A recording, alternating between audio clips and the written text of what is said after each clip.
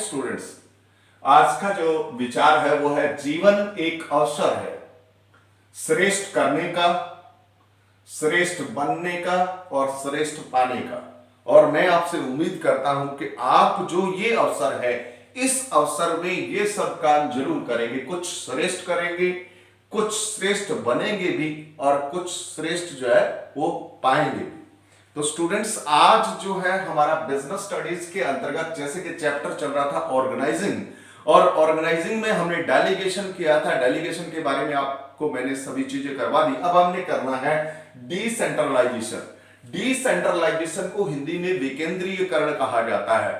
तो हमारे सिलेबस में डिसेंट्रलाइजेशन है, लेकिन डिसेंट्रलाइजेशन को समझने से पहले जो हमें सेंट्रलाइजेशन को समझना जरूरी है। सेंट्रलाइजेशन, जैसे देखिए, सेंट्रलाइजेशन का मतलब है कि सारी पावर्स जो है एक जगह हो जाना सेंट्रलाइजेशन कहलाता है। जबकि डिसेंट्रलाइजेशन के अंतर्गत हम पावर्स को क्या कर देते हैं, डिसेंट्रलाइज कर देते हैं, यानी अलग अलग जगह पर पावर्स को कर देते हैं। तो आप सेंट्रलाइजेशन को समझे। Centralisation refers to the process where the important and key decisions are taken by the top level management and the other level implements the decision taken by top level management। यानी कहने का मतलब है कि सारे के सारे जो डिसीजन है वो टॉप लेवल मैनेजमेंट ही लेगा, लेकिन बाकी जो इंप्लीमेंटेशन है उन डिसीजन का वो जो है बाकी लेवल्स करेंगे। फॉर एग्जांपल, जैसे मैं आपको बता देता हूं कि in a company top level management decide about the important matters and all the rest of the functions like finance. जैसे इंपॉर्टेंट फंक्शंस कौन करेगा, टॉप लेवल मैनेजमेंट। और जो बाकी जो फंक्शन है जैसे फाइनेंस है, प्रोडक्शन है, मार्केटिंग है, ये सारे के सारे जो है वो आपके डिपार्टमेंटल हेड्स के द्वारा किए जाएंगे। यानी डिपार्टमेंटल हेड्स जो है उनके द्वारा लिए गए डिसीजन को इंप्लीमेंट करेगा।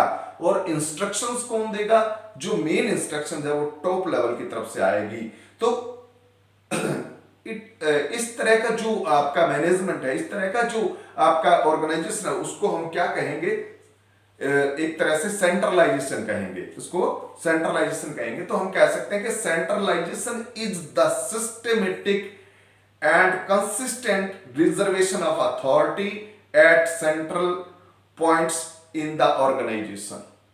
तो ध्यान देंगे कि जैसे कुछ एग्जांपल भी मैं आपको दे सकता हूं कि जैसे वी मार्ट जो है उसके अंदर सेंट्रलाइज्ड जो है आपका मैनेजमेंट है, और इसी तरह से मैकडोनल्ड के अंदर भी ऐसा ही है।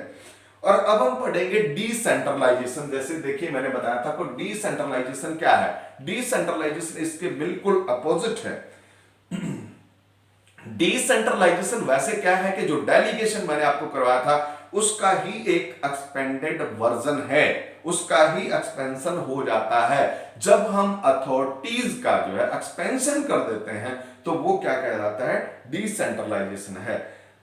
एक्चुअली डिसेंट्रलाइजेशन जो है वो डेलीगेशन की अपेक्षा वाइड टर्म है।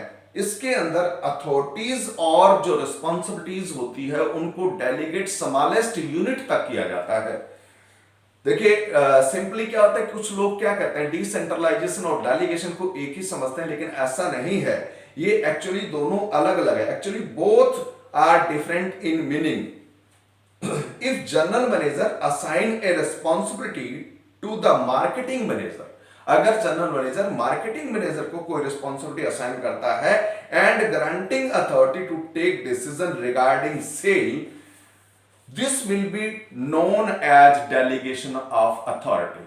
अगर मान लो एक ही डिपार्टमेंटल हेड को कोई अथॉरिटी दिया गया है तो ये क्या कहलाया जाएगा, ये डेलीगेशन ऑफ अथॉरिटी कहलाएगा। और if this authority is delegated to every departmental heads, अगर ये क्या करता है जनरल मैनेजर, ये हर एक डिपार्टमेंटल हेड को अपनी रिस्पॉन्सिबिलिटी डेलीगेट कर देता है authority, and then departmental heads क्या करते हैं, फर्दर इनको डेलीगेट कर देते हैं। किनको, अपने सब हेड्स को, जो सब डिपार्टमेंटल हेड है उनको अगर डेलीगेट कर देते हैं। तो इस तरह से हम ये कह सकते हैं कि ये जो है एक एक्सपेंडेड फॉर्म है किसका, डेलीगेशन का, और इसको क्या कहेंगे, डिसेंट्रलाइजेशन कहेंगे। अब हम ये कह सकते हैं कि we can say that if we delegate authority we multiply by 2, यानी हम अपने जो अपनी कार्य क्षमता है, एफिशिएंसी है, उसको डबल कर देते हैं। If we decentralisation we multiply it by many, तो हम अपनी जो कार्य क्षमता है उसको कई गुना बढ़ा लेते हैं, अपनी एफिशिएंसी को कई गुना इंक्रीज कर लेते हैं। अब देखिए डिसेंट्रलाइजेशन का डेफिनेशन है, हेनरी फ्योल ने इसकी डेफिनेशन दी है कि everything that goes to increase the importance of subordinates, that increase the importance of subordinate role is decentralization, and everything which goes to reduce it is centralization. तो अब हम पढ़ेंगे फीचर्स ऑफ डिसेंट्रलाइजेशन। डिसेंट्रलाइजेशन के students feature क्या है?